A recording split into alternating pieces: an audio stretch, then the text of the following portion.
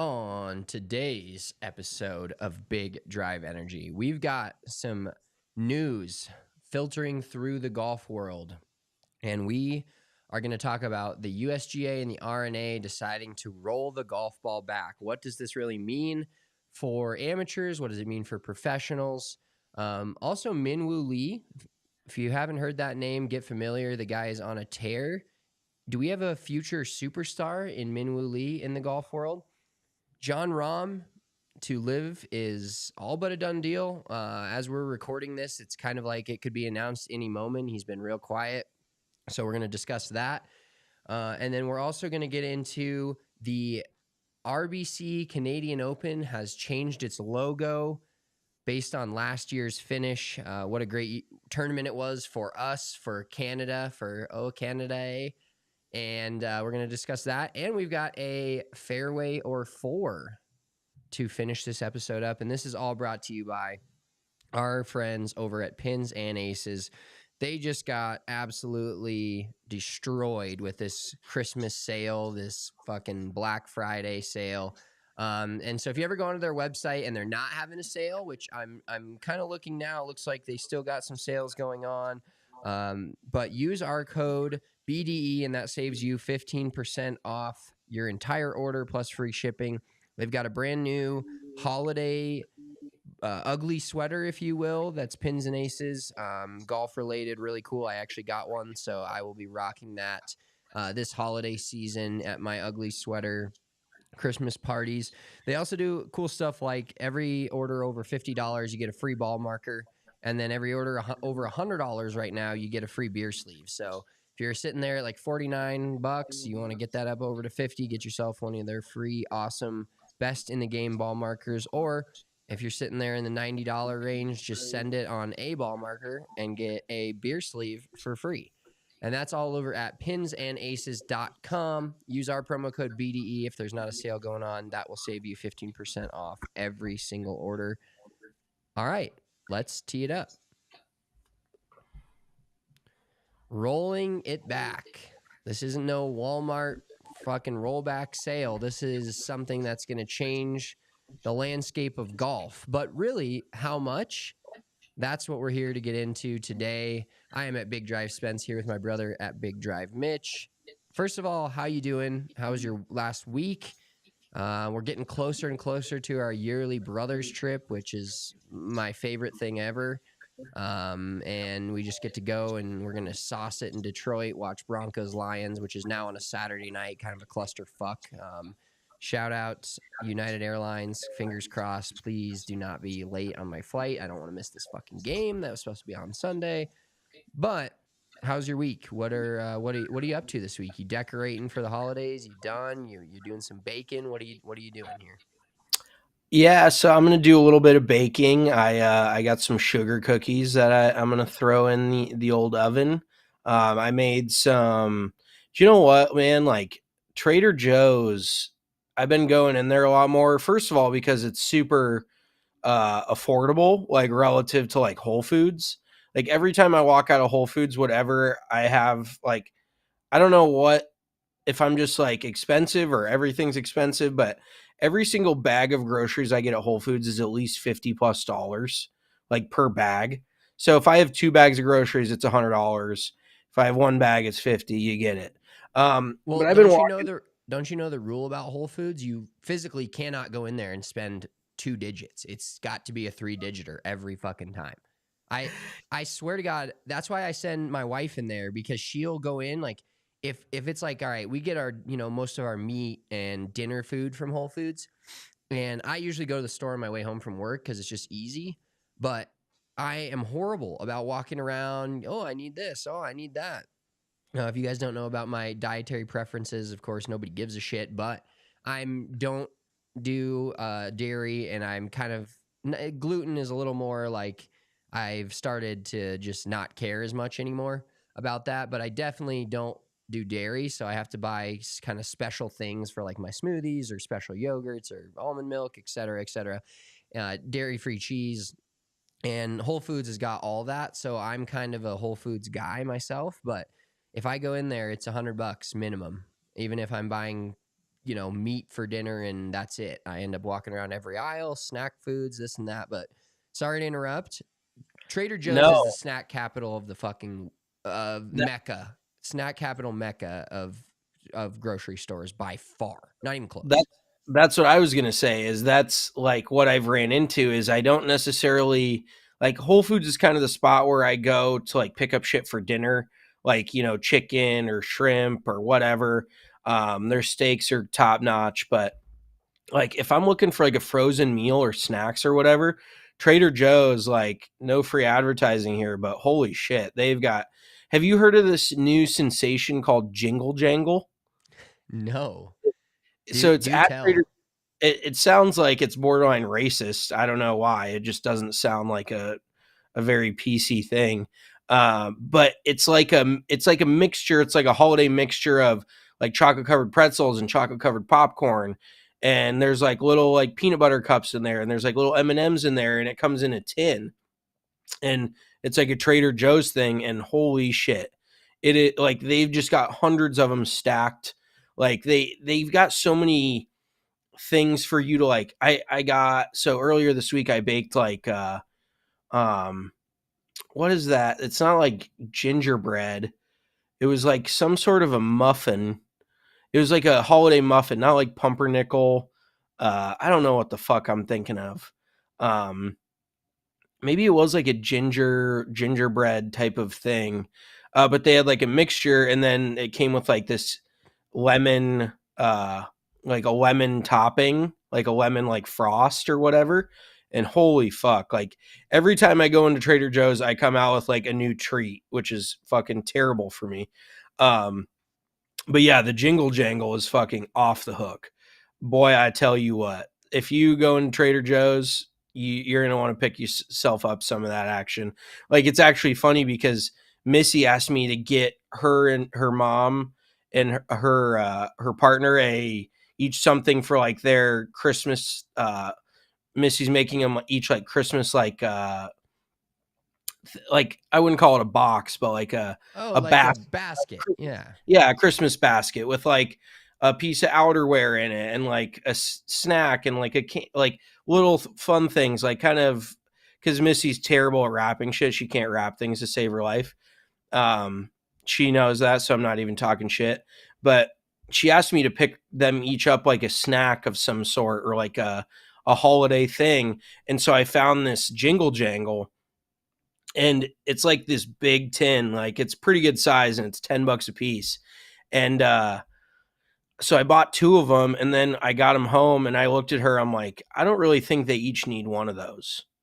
And like, I think if we just give them one to share, I think they'll be totally fine.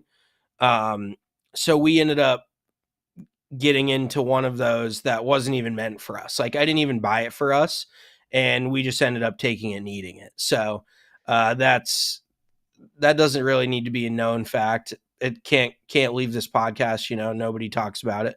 Um, but yeah, like eating shit around the holidays is just the bane of my existence. Real quick, I I have a rental car right now, so I've actually got my clubs. These are my sticks right here behind me. Barry the If you're banana. if you're not watching our podcast on the YouTube, check it out. Big Drive Energy Golf, youtube.com. That's a great place where you Absolutely. get to see our fire pins and aces fits. Mitchell's great attempt at hanging up an old course fucking flag behind him on his white ass wall, and he just sticks his clubs behind him and good to go.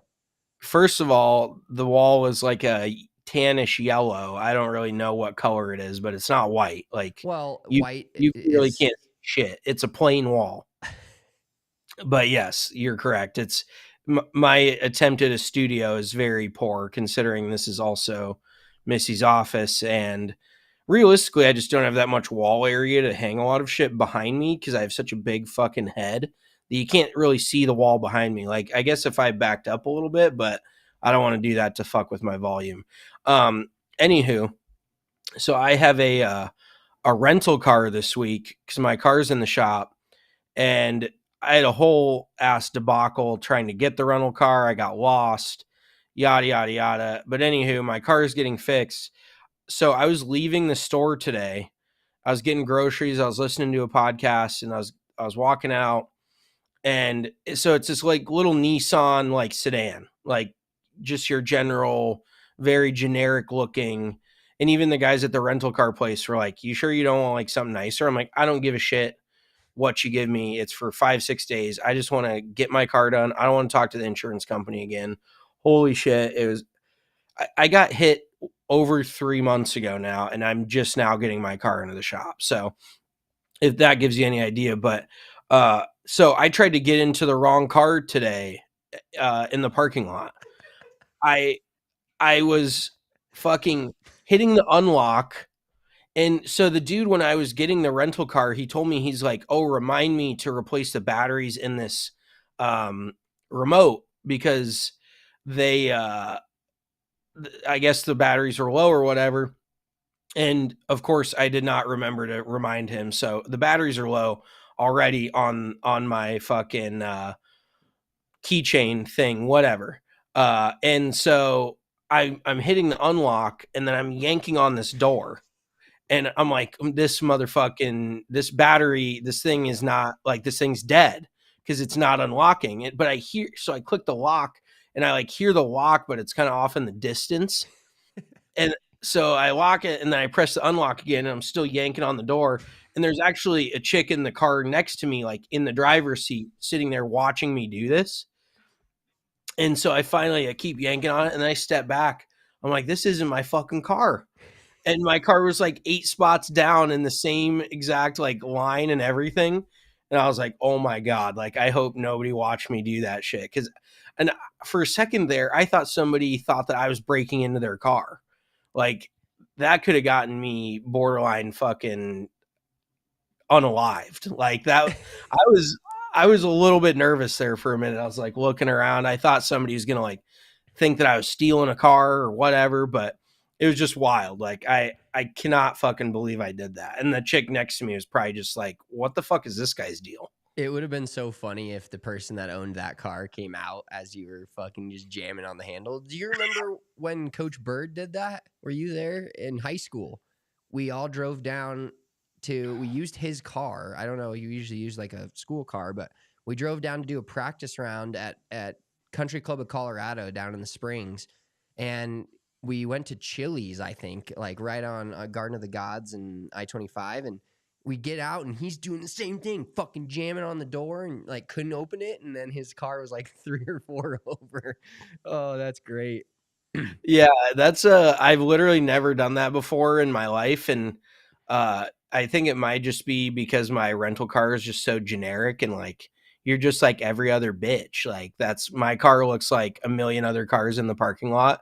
So I think that's why I lost it. But yeah, I'm driving around a little, I won't call it a shit box. Like it's decent, but it definitely, I kind of feel like I've never really felt like in danger on the road, but this thing is just so small and like and so low to the ground. Like I feel like I could die pretty easily in it. So I'm kind of driving like somewhat cautiously. And then people are like flying by me. I feel like you get treated differently on the road by the kind of car you drive. Like, am Oh, I I 100% treat someone differently based on the car they drive. Like if I'm a, active, I'm a pretty normal driver. I'm on the slow side. I'm not too aggressive unless I'm late. But or in a parking lot? or in a parking lot. But when somebody gets aggressive with me, I immediately fucking go to their piece of shit car. Like, unless they're driving something that's like nicer than my truck, I immediately fucking just dissolve their car. But based on the fucking, like, you're that fucking piece of shit Honda Civic. Who the fuck do you think you are? Like that's 100% how I act towards people. And on the other side of the coin, if somebody's driving a Tesla and driving like me or slow as fuck, I'm like, what are you doing? Fucking go buy a Camry. Like if you're gonna drive a Tesla like this, what is the point? Exactly. Yeah, you attack their car no matter if it's nicer than yours or shittier than yours. But like, I'm not trying to brag, but I drive like a nice Audi. I drive an SQ5, and it's like relatively fast. And but I don't drive like an asshole. And I feel like a lot of other people in luxury cars like drive like they're assholes because they think they're better than you. And so now that I'm in this Nissan, I feel like those people are like looking down their nose at me about like me being in this little Nissan fucking shit box. And I could be totally wrong. That could just be like a me problem. Maybe I just need to look inward on that. But there's definitely an element where somebody like tries to fuck with me, and now I like driving this Nissan, I got like a chip on my shoulder. I'm like, oh, you want a fucking piece of me? And like flying up next to him, fucking hammering the gas. People just, and especially out here in New Jersey, people drive like complete fucking idiots, and so you have to keep your head on a swivel at all times, like people cutting you off and all this shit. But yeah, I've had some interesting uh run-ins with my rental car so far this week. And I will say too that it's pretty fucking wild. I got barely rear-ended when this accident, and I think it's going to end up costing like over $3,000. To Like there's you or hardly to the no to insurance? the insurance to the lady's insurance that rear-ended me, thank God. Um but I mean, you saw the dent in the back of my like on my bumper, right, Spence? Yeah, yeah, that happened in Colorado, right? Was there any issues Yeah. with that? That now you live there and there's Luckily there was not, like, I thank God, but I mean, you saw it really didn't look like that much damage. So the dude calls me and he goes, "Yeah, once we took apart like took off the outside of the bumper, he said that all four sensors on the inside of my bumper, cuz I guess I have sensors in my bumper or some shit." yeah, that's like a backup sensor, dude. Your car beeps. Where you think that just fucking Oh. magically happens? Yeah, I didn't really know exactly how that worked, but apparently that's how it works. He said he's like, yeah, all four of those are fucked. He didn't actually say they're fucked, but he's like, yeah, we had to order these, blah blah blah. Luckily, it's only going to take like a week.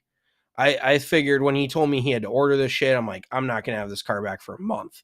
I'm going to be driving around this little silver shit box all December. But no, he said it's going to be done within the week. But yeah, like cars are just so fucking expensive. Like, and I luckily, knock on wood, I have had no problems with my Audi, and I had an Audi previously, never had any problems. So I just think that I need to sell. I'm just going to keep flipping cars for other cars so I don't have any problems. Like, I'm not going to hang on to a car long enough to run into problems. Yeah, that's always a good play. I think once my taco gets to like 125, 150K, I'm gonna just sell it off and get a new car. But I'm in the same boat where I've just, knock on wood, gotten pretty lucky with my cars in general, where there's just no issues. Like there was some slight issues that need to be changed on my Tacoma to um, replace a gas pump, and it ruined the whole fucking car. A couple things about cars that are crazy is, first of all, they are insanely expensive. Like you go to a bumper shop and or anything, A there's like bumper shop, a bumper repair place. I don't know, a fucking tire. I don't know, a body car, shop, a body shop. There we go.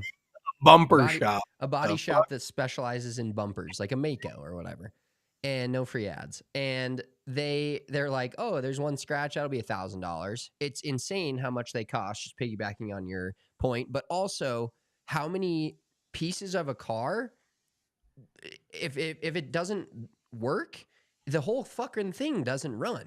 Like my Audi, my old Audi, the stick shift, I lost one fucking nut, one little squishy nut. I don't know how to You were describe Vince it. Armstrong running around with one nut. A seal. That's what it is. Not a squishy nut. It's a seal. I lost one fucking seal on my clutch box, and my whole fucking clutch is out.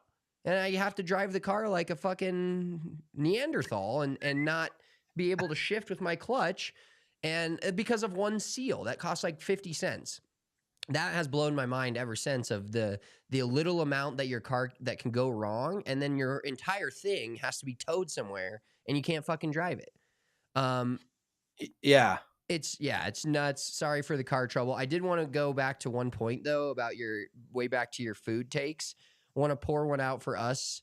Now this is going to be the second year in a row, but we didn't really talk about it last year. Now that we don't work at a golf course anymore, we don't get the holiday fucking jingle jangle or whatever things delivered to us, like right to our face, all December. We had a bunch of great members at X course that we used to work at. I'm not going to say their name because they're a bunch of soft, whatever. But we used to work at this golf course in somewhere in Colorado, and people would just drop off the ungodliest amount of chocolate and the popcorn with the different kettle corn and this and that. And when you're working at a golf course in the winter, you just sit there all day and look at college basketball lines, or that's what I did. And when snacks are just right there, you're just constantly like, dude, I'd leave work like feeling like I just swallowed a beach ball every time. And Yeah, it's you good either, for our. you either have nicotine in or you're eating something. Like Yep. it's just mindless shit. Like you're not even thinking about what you're eating. I do have to give a shout out to Trish Cawthon because she baked me these cookies one time, and they're the best fucking cookies I've ever had. Like legitimately, when somebody would bring me something, like she brought me cookies, not a big deal, whatever. I would usually share with the rest of the staff with these. I'm like, you each get one, and then these are for me. Like you're not fucking touching these. But yeah, the baked goods around the holidays, it's like, why give you money when I could just bake you something? And I'm not saying we need money or whatever, but it's like the old like, why would your employer give you a bonus when they can give you a pizza party? Like that kind of thing. Yeah, exactly. All right, let's get into a little bit of golf. Obviously, there's some news making waves. Before we get into that, we definitely want to tell you guys about how we bet on golf every single week, and that's using Bet365. Use code in all caps, ALLCITY, when you sign up for Bet365, and you have your choice of two different offers. You have a first bet safety net of $1,000, or bet $5 and get $150 in free bets when you sign up. So this $1,000 bet safety net, basically, you can bet up to $1,000. If it wins, you just doubled your entire, for you, Mitchell, your entire net worth. No, I'm just kidding. But you can double your money essentially right off the hop, or they give you, and basically you have two shots at making $1,000.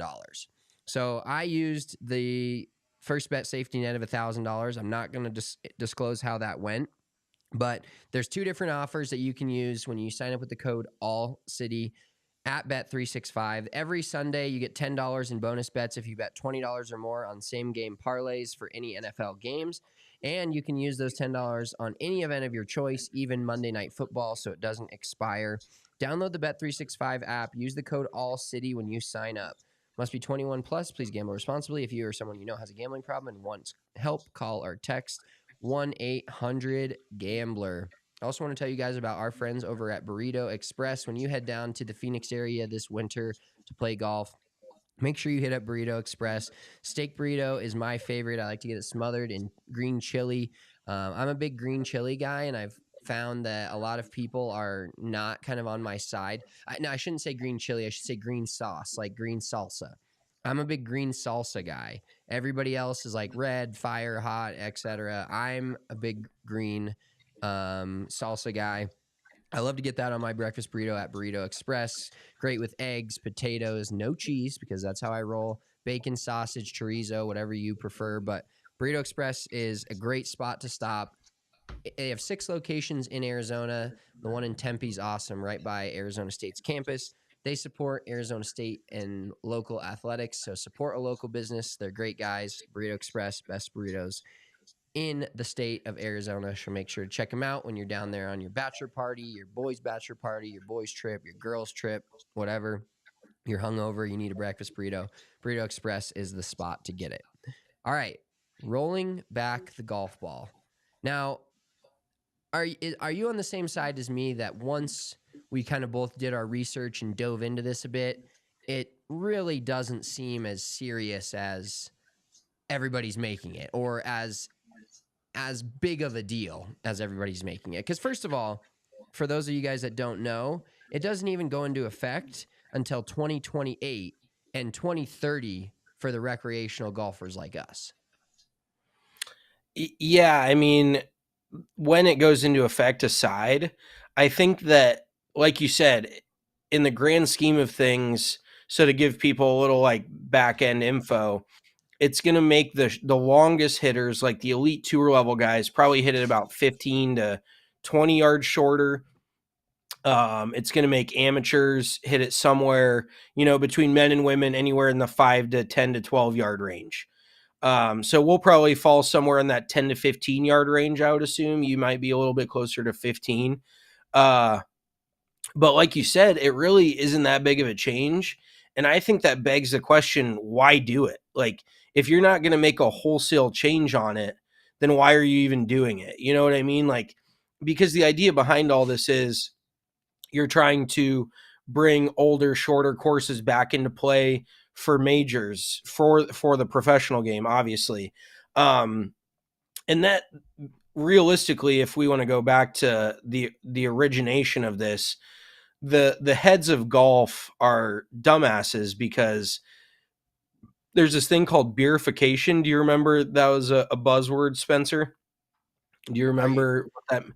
are you saying beerification like BEER or beer? I only Well, heard no, beer. beerification with a U. It's Um, afternoon on a day that ends in Y, so I heard beer. Sorry, go on. you're just thinking about alcohol. Totally fair. Well, so do you remember what beerification means? No. It, Talk it to me like I'm a essentially, small child. yeah, I'll mansplain it to you real quick. It's basically where, like baseball, like other sports, there's a set of rules for the professional game, and there's a set of rules for the amateur game. Um, so like baseball, you can't use an aluminum bat in the MLB, but you can use it all the way up through college, whatever. It's similar to that. So it's basically saying that it's a fancy word for saying there's two sets of rules. So beerification of golf was actually brought up to the governing body, and ultimately it got voted down by whoever, for really no good reason. So then now it's turned into, well, we're either all changing it for everybody, or we're changing it for nobody. So now they've decided to make this change to quote unquote roll back the golf ball. And realistically, it's not going to affect the professional tour player that much. And there's actually charts on it. Like, if you look at top swing speed, um, from 2007 until 2023, the median to top swing speed is I would say the median has stayed relatively consistent, somewhere between 113 and 116, and the top end has always been closer to 120, 125, in that ballpark.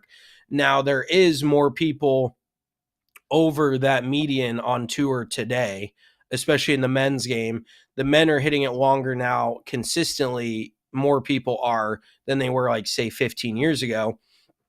But at the end of the day, they're not going to see nearly the effect. And I know I'm kind of talking in circles here almost, but it just, like, golf is trying to grow, correct? Whenever I see rules like this, like, there, and it's not just golf, it's hockey, it's baseball, it's basketball, it's every football. The whole goal is to grow the sport, and it just feels like this is going in such a wrong direction for the amateur player. You know what I'm saying? Like, it really doesn't add up to me. What's going to attract people to play golf because of this rule? Yeah, it only affects the people that are already playing. It doesn't do anything to grow the game. But I want to go back to your topic of beerification real quick. Now that I've got an idea of what that actually is, not has nothing to do with beer. The So thinking about other sports, first of all, what is your take on, should there be beerification in golf? Because when I think about it, okay, college to NFL football, 1 foot versus 2, huge difference. Okay, different size. The hash marks are in a different spot on the field. That makes also a huge difference in play calling and where players are lined up. There's a stopped clock after first downs at the end of 2 minutes. There's multiple different things. Now, baseball, you already mentioned a massive amount of beerification there with the bat being completely different. The basically everything you use, that'd be like in golf, like pros are only allowed to use certain clubs and then amateurs are only allowed to use a different club. When I think of like basketball, it's same height rim but different 3-point distance, so that changes the game a little bit too. Hockey, I don't think there is, right? Unless there's like some rules on. I think the only thing is that college hockey you have to wear the cage, but that's kind of a Safety thing. yeah, safety thing and more materialistic, if you will. But so other than hockey, really, the major four here in America all have pretty big beerification. And do you Yeah. think that golf should have it? Like, I just don't. I don't know where. I honestly don't know where I land on the fact that an amateur can buy a different golf ball than a professional. I think I ultimately agree with the not necessarily the rollback, but the idea that all golf should be played under one kind of standard of rules. No, I definitely agree with that. But then that turns to the question of I think that everybody should play the same ball, but why not change the woods for the PGA Tour level players and the professional level players? Like, and I know it sounds like somewhat of a tedious process, but the driver maximum CCs on a driver now, cubic centimeters, I think is what it is. I could be completely fucking wrong, but that's just an educated guess. Um, is basically how big a driver head is and how forgiving it is. But I think that there should be a different size driver, like maybe dial the driver back from 460 to like 400 for the PGA Tour guys, because ultimately I don't think it's near as much about the distance as it is about the forgiveness. And so that's kind of like begging the question of why are we changing the ball instead of the other equipment? Because the ball, and there's so much discourse in this entire conversation, because now they're saying, oh, why don't the ball manufacturers sue the USGA?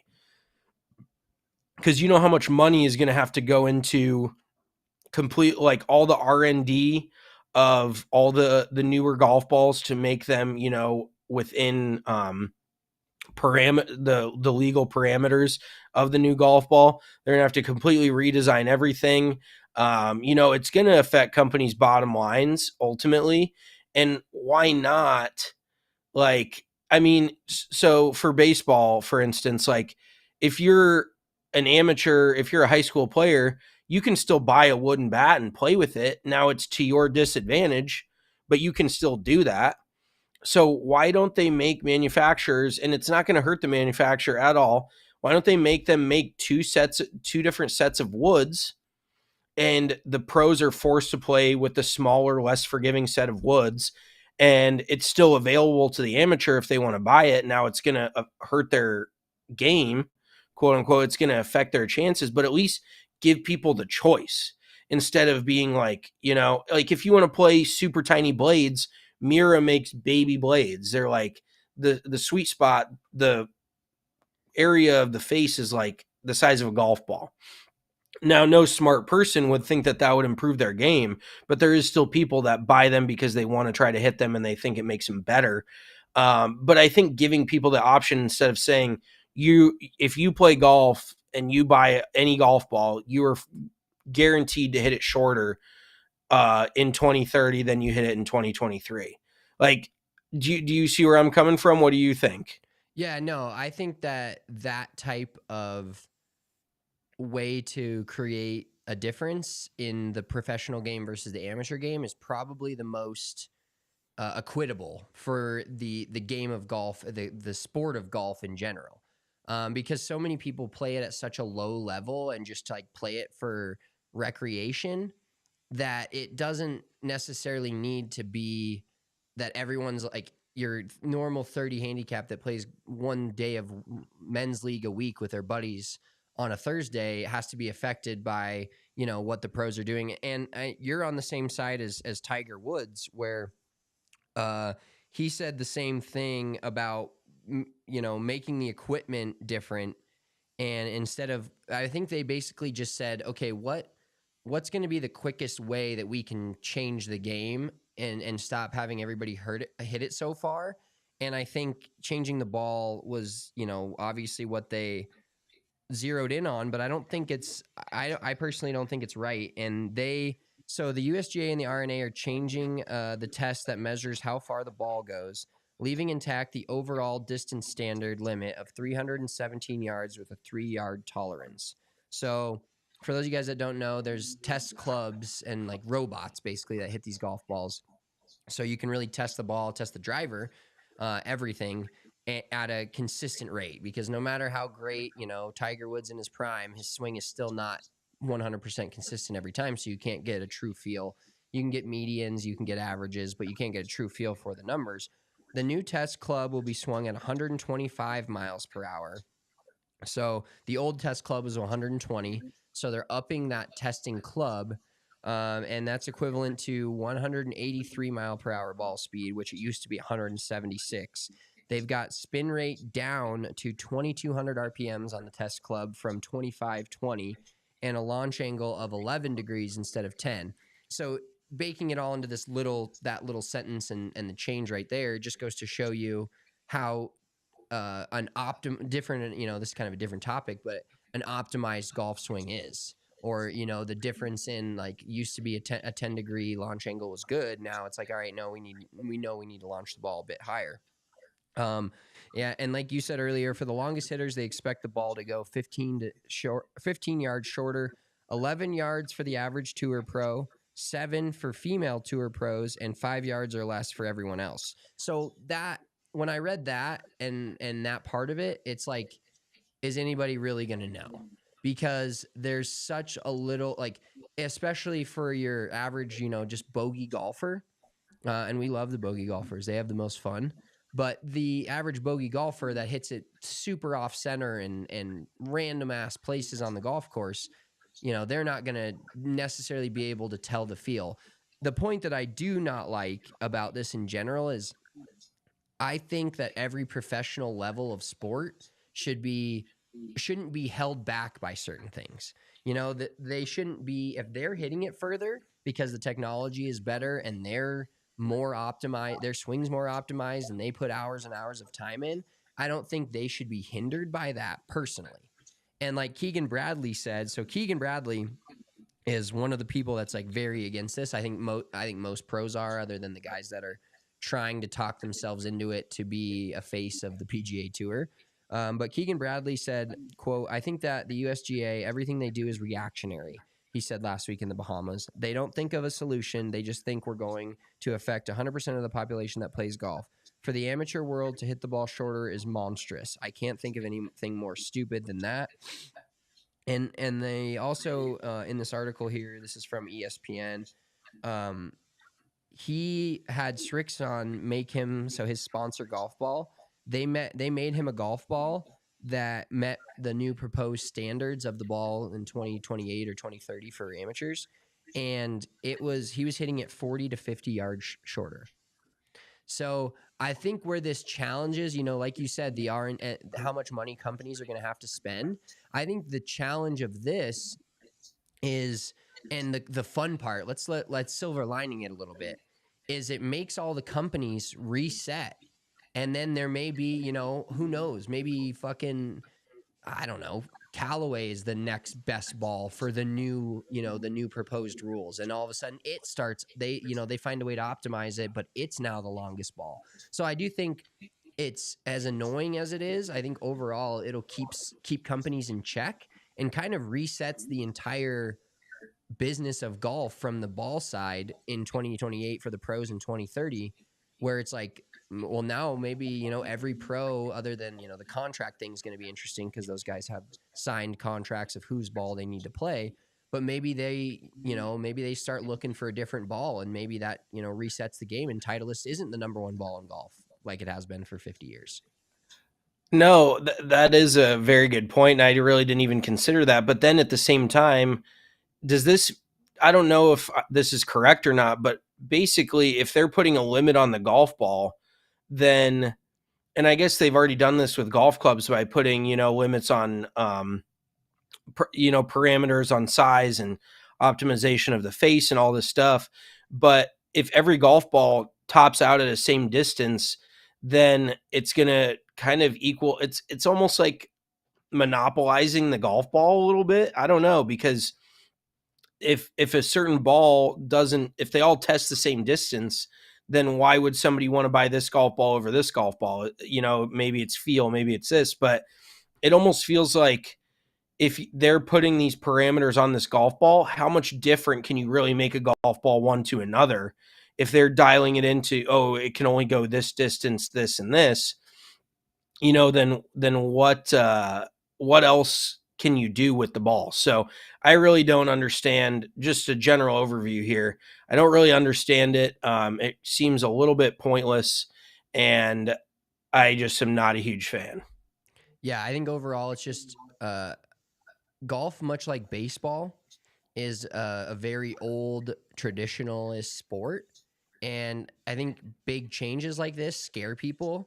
Once you look at that, like we just broke down some of the numbers, like a 20 handicap hitting it 5 yards shorter really doesn't do it for me. Now, I'm not saying that I agree with the rollback, but I also want to see the professionals perform at the highest level.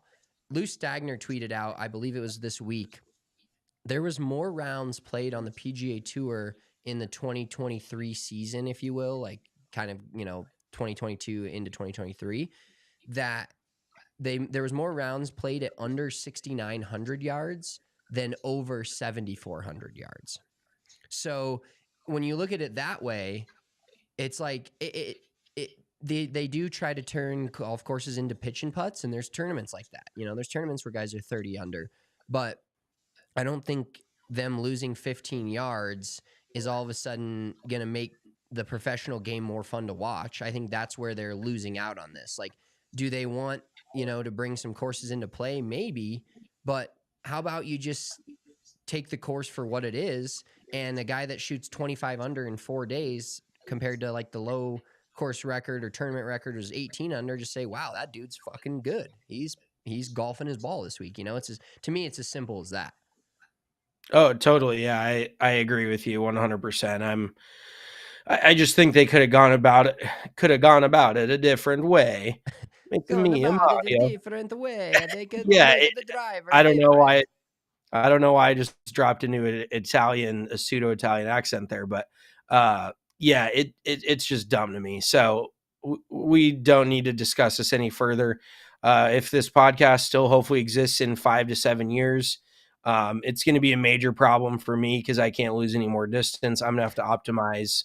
I'm going to have to start swinging up more, optimizing my launch a little bit better because I'm already hitting it too short. So. Yeah. All right. Let's roll back the rollback talk and roll forward into some Minwoo Lee talk really quick. So Minwoo Lee is on an impressive run right now in his home country, home soil of Australia. Still comical, but he got third at the 2023 ISPS Handa Australian Open. He won the Fortinet Australian PGA Championship. He got third at the 2022 ISPS Handa Australian Open, so back-to-back thirds there.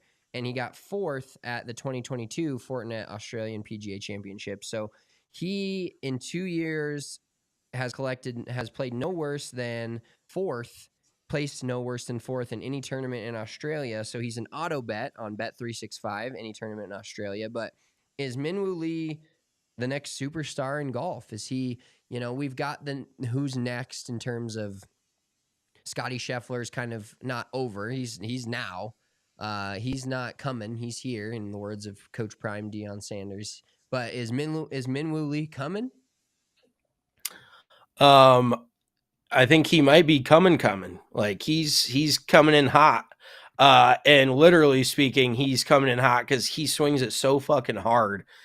This dude can produce ball speeds between 190 and 195 on a consistent basis. So almost a Cameron Young-esque type of ball speed that he can produce, which is insane. If you look at him, he probably weighs 160 pounds. He's probably like 6 foot or even maybe smaller than that. So just insane that the kind of speed he creates, but he's actually a very good follow on social media. He seems like a bit of a jokester, and he's always the one posting like funky flop shots. And he's got like the most, I know I said I hate stinger porn. And I'm talking about stingers like the golf shot, not like bee stingers or whatever other terminology you want to use for it. Like the stingers, everybody posting their stingers on TikTok and everybody creaming their fucking jeans. Spencer's camera's gone, but that's okay. I don't need to see him. And he was he kind of went made I wouldn't say he went viral. There's the term I was looking for. But he more went viral for like his stingers and just all these aesthetically pleasing golf shots. But he is a very, very capable golfer. He's got a great short game, and he hits it a really long way. So it's just crazy to me because he's only 25, and I feel like he's kind of been on the scene now for a handful of years.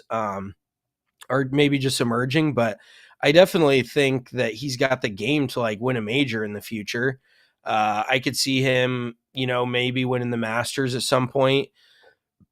And like I said, he hits it so long that realistically nowadays, if you hit it that far, we know that Cameron Young has yet to win on the PGA Tour, but this guy clearly has no problem winning events. So I think with him hitting it as far as he hits it, he's got a shot anywhere. But then, you take him down to Australia, his native, crikey, how are you, mate?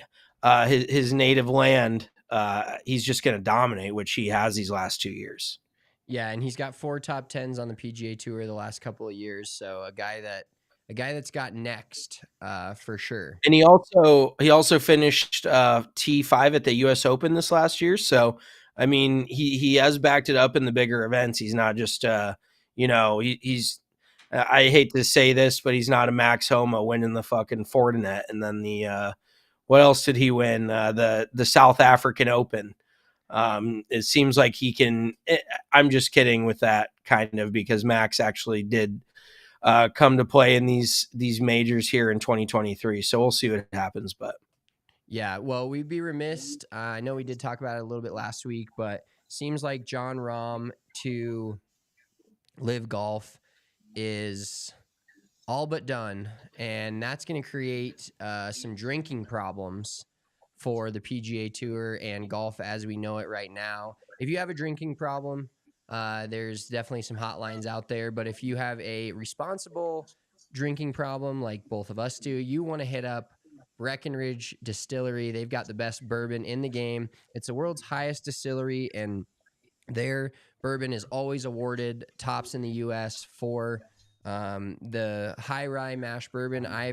We've got on screen here the rum cask finish, just a beautiful thing. Now we've got just the regular bourbon whiskey. It's a great time to make holiday punches, and there's no better whiskey to do it with than Breckenridge Distillery.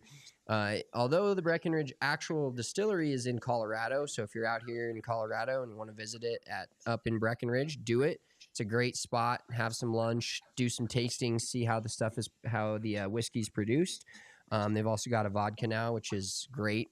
Big vodka, clear liquids guy for me.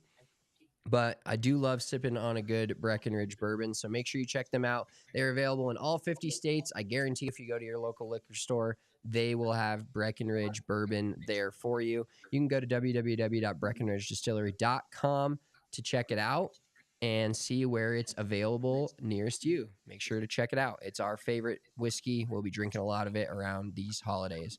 But yes, so Jon Rahm has not only been linked for a couple weeks now, but now it's bleeding into Jason Day, Adrian Meronk, who we've talked about a few times on this pod. Big snub for the Ryder Cup for the European team, but great player. And now it's being reported that an estimated 450 million pounds as a signing fee is on the table. And I don't think, obviously losing Jon Rahm to LIV is a huge win for LIV, huge loss for the PGA Tour, but I think it's what the... Wait, real quick, did you say there's 450 million on the table for Adrian Meronk? No, 450 million on the table for Jon Rahm. 450 million euro. 450 million euro for okay, Jon Rahm. You were converting math or money. I got you. I was just like, what the fuck? Yeah, I didn't think Meronk was a very big pull. But much like the PGA Tour rolling out all the new shitters for him, the LIV Golf Tour is rolling out. They're telling him he'll have his own entire team. €450 million. I think if he's a big domino that I think opens up a lot more dominoes to fall. And as of this recording, it's Wednesday. He is not confirmed and nothing has come out, but usually where there's smoke, there's fire and stuff like this. And he recently just did not commit to the American Express. And he's been quiet, hasn't said much. So I think it's kind of a done deal at this point. I mean, other than, I don't know what could get him back. I mean, the 3 extra porta potties around, I don't think is the last straw that's going to not break this camel's back here. Yeah. I just thought about this, like, when you were saying it would be kind of a big swing, like, honestly, I think this kind of moves the pendulum for LIV to possibly kind of overtake the PGA Tour, so to say. In terms of star power, like, they've already got some of the biggest names in golf. You got Bryson, you got Phil, you got Brooks, go down the line. And if Rahm makes the leap, I think maybe that's going to have Victor Hovland looking around like, what are they going to offer me? I think that kind of puts everybody on notice. Like, I think if any, and honestly, how cool would it be if LIV, I don't know if they would afford to do this. Yeah. Golf blow out, or fuck yeah. I don't know if they could afford to do this, but what if they just bought like all the best players in the world and LIV was like the 48 best players, and then the PGA Tour was like everybody that couldn't get into LIV. Like, that would be fucking insane. And I'm not saying that's going to happen. I don't think their model is suited for that, but it's just kind of begs a question, like, how electric would that be if it was just all the superstars on the LIV tour? And I think, do you think Rahm is going to demand they change it to 4 rounds? Is that like, who knows? I feel like anything's on the table with LIV now trying to get Rahm there. Yeah, this is the first guy, and I saw this tweet, so I can't credit him because I don't know exactly who it was. But the point remains is Rahm is the first guy that's like not, they're big names aside. Rahm is the first guy that's not washed up. He's in his prime. He's top of the world. He's known by everyone. Just won the Masters. He'd be the first guy to jump that's like that has that kind of current star power. Now, 4 or 5 years ago, if this was a thing and Brooks Koepka left, it'd be kind of the same. He's still back winning majors, so he's still popular player. But Rahm's the first guy that's like, he's the first guy that makes people think about it more. In my opinion, it's not like Brooks Koepka can't play anymore, so he's going to go play on LIV. Cameron Smith, as much as we love the guy, and he was, won an Open Championship, was winning PGA Tour events. I don't think he was next. Like, I don't think he was ever going to be a number 1 in the world kind of guy. As much as I love him, I think he's a great player and he's close, but I don't think he had the star power from the entire golf world behind him where it was like, oh my God, I can't believe he went. It was kind of like, he was a good player, but he doesn't generate the clicks and generate the eyeballs and the attention that Jon Rahm would. So Rahm's the first guy kind of in his prime that you're like, if this happens, this is a serious move. Yeah. Real quick on Cam Smith, I think that he almost didn't want to be in the spotlight, and I think he just saw a way to make a bunch of money and kind of remove himself, because he doesn't have that kind of like, he doesn't feel to me like he wants to be a star. Like, I mean, Jon Rahm wants to be out there. Rory McIlroy wants to be out there. Phil, Tiger, those guys are stars, but I don't think Cam Smith has ever given me those vibes. And plus, if like, I mean, it goes without saying, but if LIV is going to throw him a couple $100 million to go play for them, then why not? But I do think that Cam Smith at some point could, if he stayed on the PGA Tour and got ranking points, I think he'd be top 5 in the world and he still will contend at majors as long as he can play in them. But let's go ahead and move it along. I want to say real quick, we didn't talk about the Hero World Challenge, but Tiger Woods feels like, I mean, great comeback for him to make his way back after everything he's gone through, everything he put himself through, getting behind the wheel. But do you think he's possibly like doing steroids? I mean, it's just it goes back to like the whole Aaron Rodgers, did he actually tear his ACL type of thing? You don't know what kind of technology and what kind of access these guys have to certain things. I wouldn't doubt it, but I'm pretty sure they still test, right? Well, I don't know if they test him or not. And honestly, like when you ask if it actually happened, we saw Tiger Woods in a pair of shorts and his leg looked uh similar to Alex Smith's leg following his devastating accident 4 or 5 years ago. I can't remember, but his leg is fucked up. Like there's no question about that. So, excuse me. I just inhaled a fucking dust ball or something. Goddamn. But I don't see any real way, like you said, what does he have access to? What is he doing? Or is the PGA Tour just like turning the other cheek and not really like paying that close of attention to what Tiger does because he moves the needle so much that they just like want him to be back? Yeah, I think anything they can do to get him back. Like we did discuss a little bit just the fact that he moved up 450 world ranking spots by shooting even par in a 20-person no cut tournament. So Yeah. just some See, interesting points to the world of golf as it sits right now. yeah, that in a nutshell goes to show you how fucked up the world ranking system is in golf. So, yeah, I don't even want to go any further, but them getting world ranking points for a 20-person non-cut event doesn't make any fucking sense to me. Nope. All right. One last thing before we get to Fairway or Fore and wrap this episode up. Shout out to Nick Taylor and the RBC Canadian Open. The logo has completely changed for the event. It features Nick Taylor's putter throw. That was a hell of a weekend for us. We hit him at 70-1 on Bet365. So make sure you're betting with us each week. Once the PGA Tour rolls back around in 2024, we'll have some hot picks.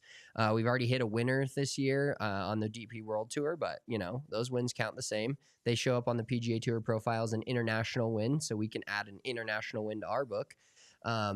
But the Also hit 5 of 6 in the NFL on Thanksgiving, not a big deal. Yeah, not a big deal, plus like 12 units. But yeah, the new RBC Canadian logo features him, a Canadian, winning last year in his putter throw. Incredible moment, 70-footer for Eagle, bang. Dub for us, dub for him, dub for the entire country, Canada. So cool little logo change for him. All right, let's get into this week's Fairway or Fore. You want to lead us off? You hitting lead off today? Yeah, I'll lead us off today. So I was, and a lot of this stuff comes to me while I'm at the gym. I don't know. People just, Big gym I guy guess. now, huh? Well, it's not that. I mean, I do like to go every day now. I like the gym. But people just act out of pocket at the gym. For some reason, like people are just fucking weirdos. So I saw this dude on the stair stepper the other day, barefoot, like sweating his ass off, no shoes on the piece of equipment. And I'm like, what the fuck, man? Like, that's disgusting.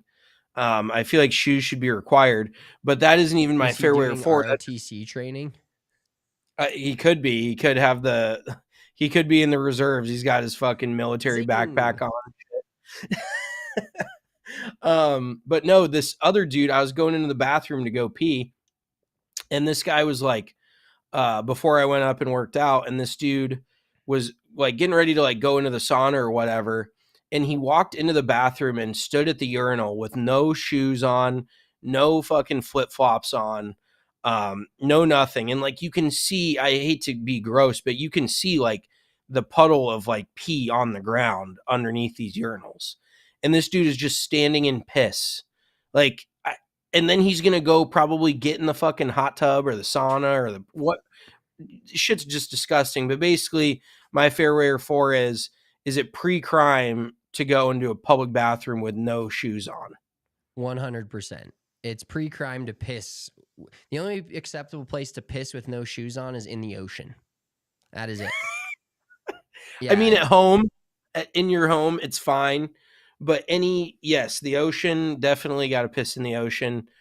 But when you're out in public, and especially in a locker room, like shit is so gross to me. And I was just like taken back. I'm like, this dude's gonna go stand at the urinal with no fucking socks or shoes on and just free ball it like with his shit threw me for a loop, man. Yeah, that's pretty insane. I'm gonna say that's an absolute 4, that it's acceptable. That's So a fairway. It's pre-crime. fairway, it is pre-crime. Absolutely. All right. Okay. My fairway or 4 this week kind of relates to what I was talking about earlier, and it talks about food, but I'm a pretty staunch, like, there's times of day for certain food, and I can't like get out of my bubble to change that. So like for me, like eating certain foods, like I can't eat dessert in the morning. I can't eat a dessert food before like noon. And then after, like, I can't eat a lunch type of food before 11, or drink a lunch type of beverage. Like if for instance, I have like a Starry, all right, or an Olipop. These are fire. Olipop, like soda for lunch. But like if it's like 10:30, I can't bust into an Olipop. I'm like very meticulous with my food and drink being related to the time of day that I drink them. And I don't know if that's weird, but like lemonade, for instance, great thing. I love lemonade. Chick-fil-A's diet lemonade, no free ads, is the best fucking thing on this planet. But I can't drink it until a certain time of day. I can't like drink a lemonade at 7:30 when I go pick up breakfast. I get one, no ice, so that I can have it later in the day. But I cannot. So I guess my fairway 4 is our foods, and I'm gonna get crushed on this, but to me, foods have their own times of the day. Or are you just fucking bacon and eggs for dinner and don't give a fuck? No, I would actually say like fairway for the most part. I think there's some like shades of gray in there. Like banana bread, I think is an all timer. That goes good any time of day. But other than that, like you're not going to catch me eating like a Chick-fil-A chicken sandwich for breakfast, which I know they don't even serve them. They do actually. And It's called an egg white grill. It's chicken sandwich with egg on it, and it's fucking good. oh, well, okay, but that's just not. But see that then if you add an egg, that completely changes the complexity of the sandwich. That changes the makeup. Like I think that I'm not a big breakfast guy for dinner. So yeah, there is a correct time there is a correct time to eat certain foods. I think that's maybe the way you'd put it. But yes, I would agree. Like drinking a soda at 9 in the morning, that's pre-crime shit. That's insane. 11 o'clock is the cutoff for that. You have to be at least after 11 o'clock if you're going to drink a soda. Yeah, and there's just certain things that you don't eat before a certain time or after a certain time. So yes, I would agree with you. All right, we're in agreement. Doesn't happen very often. That wraps it up for this week's episode of Big Drive Energy. Make sure to tune in to our Festive Friday.